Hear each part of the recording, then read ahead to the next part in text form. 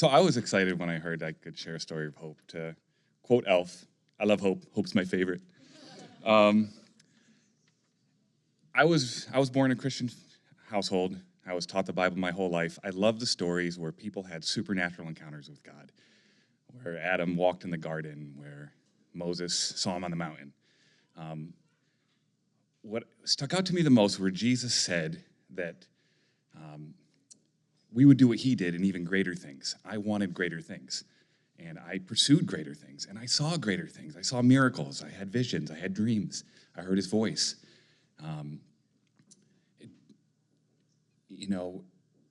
It didn't matter how much I saw. I always wanted more. And when God didn't show up how I wanted him to, I became disillusioned. And I would ride that roller coaster. Somewhere in my 20s, I ended up turning to the world, looking for comfort there in relationships, food, TV, substances, stuff that just was immediate but then left me empty. Somewhere along the way, everything stopped. Miracles stopped, vision stopped hearing his voice. At that point, I convinced myself that I was in the wilderness, that God was testing my faith, and I just wallowed there for a while. It wasn't until I started thanking God for the little things, seeing that miracles were in the little things, that I realized that God hadn't stopped talking, I had just run away.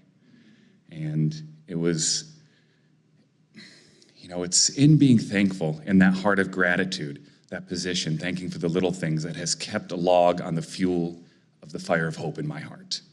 And I wanted to share, I could talk forever, I'm a talker, so I write poetry to condense my thoughts, and I wrote a poem about this season of my life, and I'd like to share it with you guys. I was in a wilderness. I thought I was placed there by God to refine and shape me into the man after his heart. My pride was deadly. I didn't realize that not every wilderness is from God. The one I accepted was of my own choosing. I didn't create it, but it was presented to me, and I ran to it like an oasis. Dwelling there was torture. I pretended the hardship was for my good, while secretly claiming to be the victim. I chose depression, fear, and pain, allowing these feelings to dictate my actions and speech.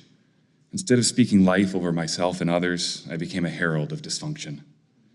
Dysfunction means to function out of pain. Yeah, that was me. With illusions of grandeur, I slid into darkness. My selfishness, a weapon, as I cut away at my identity systematically. The trouble with being deceived is that you don't know you're being deceived. Or did I? Deep inside, someone was whispering, "You're not what they say you are. Rise up."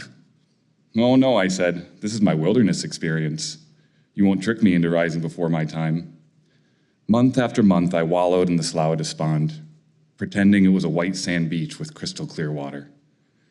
I don't remember the exact day or moment when the fog cleared.